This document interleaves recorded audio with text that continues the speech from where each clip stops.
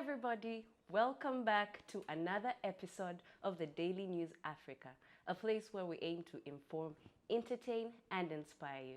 My name is Mary. And my name is Belinda. We start with news coming out of Africa this week. Right after East Africa recently was mourning the loss of President John Pombe Magufuli. Yeah.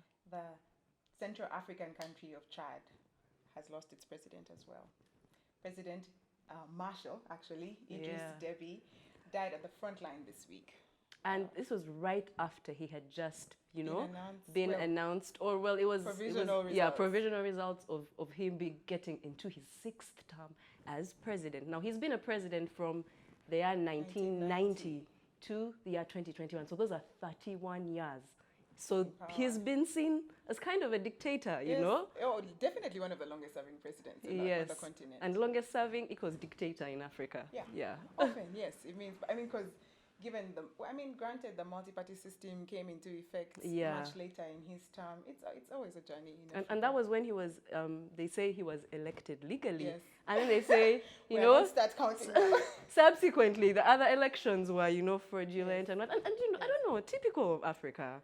Kind of. I'm sorry to say, but yeah, this story just sounds like it's familiar. Typical African. Familiar script. It's just like a script. I'm just like, This is our story all the time. No, it really, really is sad. And of course, like all dictators, there's a lot of, there are good parts. Yes, If you ask France, they'll say, oh no, this guy was a great ally. Yes. He was instrumental in fostering peace in that region. Yeah.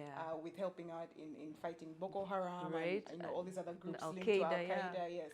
But then you speak to the locals and they'll say, perhaps not. There was attempted a coup several times, 2006, but doesn't it shock you? Why was this guy at the front line? Don't you? Right when, it's a bit suspect. Actually, as a matter of fact, there was another coup. They say the government confirmed that they had foiled a coup in 2013.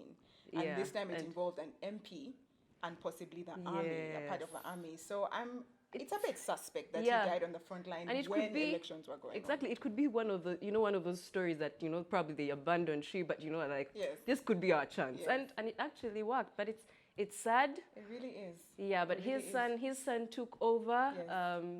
Yes. General Mahamat, he's just 37 years old. Yes. So it must be quite an experience. But yeah, we wish them all the best and may his soul rest in peace.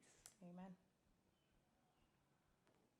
The World Health Organization's Emergency Committee on Monday said that they were against international travelers being asked, for proof of vaccination before they travel. And this was based on the fact that such a measure, would increase the inequity that already exists. Yes. And the inequity comes in the sense of distribution of the vaccine, right? Not many countries are sort of tearing it. Exactly. So. We did a story last week on Haiti not even having, a single dose of the vaccine. Yes.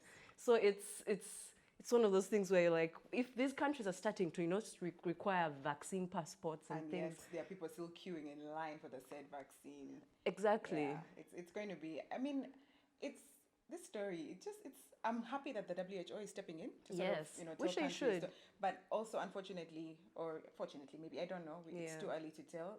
Some EU member states, actually EU as a body, has its members. They've already subscribed to the fact that you're going to need they're calling them vaccine passport to travel. Yeah. I guess think about it like your yellow fever card for those of you in countries like Uganda that require you to have that card before you leave to go to those countries. But the thing is, Belinda, what about the people who have not been vaccinated? There's a priority list of people. So the old people have been vaccinated, but what about the young people, who probably need to travel? I think that WHO was trying to draw attention to. Yes. Because now those people will sort of be put on the back burner when it comes to travel. Yeah. And then the poor, so the rich now who are now in the back burner might be able to pay their way into getting a vaccine. So what happens to the poor? Yeah, exactly. And that's the inequity that they're talking about. Yes. And it's just sad. I hope this is not actually, implemented in most of the countries. Yes. It would be sad because many countries, especially in Africa, are the rate at which the vaccine is being administered is just it's ridiculous. But also one of the other reasons that World Health Organization Emergency Committee said that they were against this is because this vaccine does not necessarily, or these vaccines do not necessarily prevent the transmission of COVID as yet. Yes. So that the performance is also not helping. There's not enough information, which is, I guess, another reason why they said going forward, restrictions on animal markets. Yes. And another thing they mentioned was the fact that research has to be prioritized.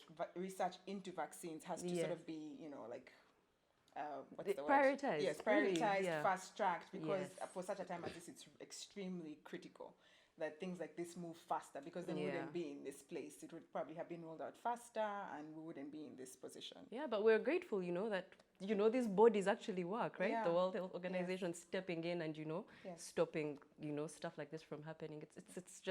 It's good to know that they're working. And I hope even when these measures are put into place, a greater percentage of the people have been vaccinated and can travel freely. Yes, we look forward to that time again, where it's not too complicated to move around.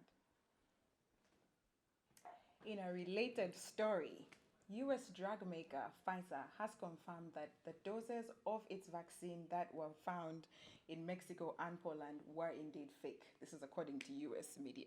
And to think that these are African problems, we're already forging this stuff. And like we mentioned in the previous story, the vaccine already in itself is not as effective, in preventing the transmission. Yes. Now we are making it worse.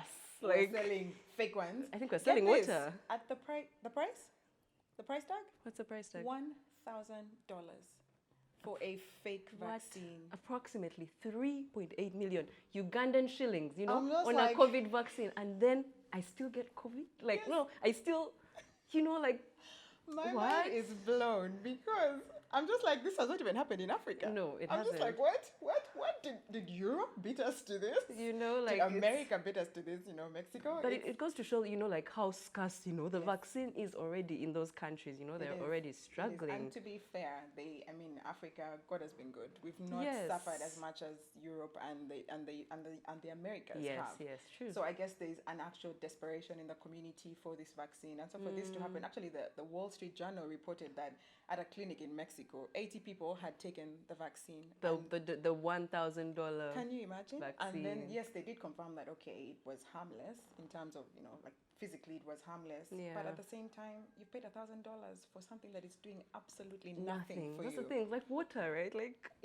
It's sad, eh? Yeah, it's sad. it's These are the very lengths sad. people in the world are going to, and I guess in Africa, I don't think we've fully grasped, because we didn't fully go through the wrath of COVID. So I don't think we've fully grasped what the situation impact is. Yes, the impact on other people. So it's a pity. Yeah, it is. And this this clinic, I hope this clinic turns into a hospital, because $1,000.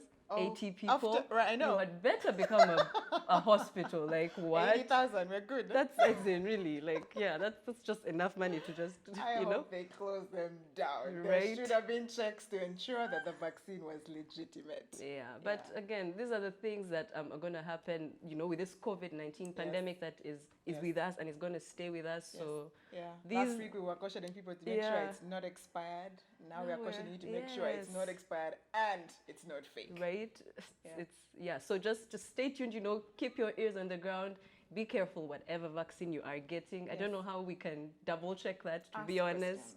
Yes, exactly. Ask questions and just make sure you're getting, what you should be getting, actual protection against this COVID. this disease.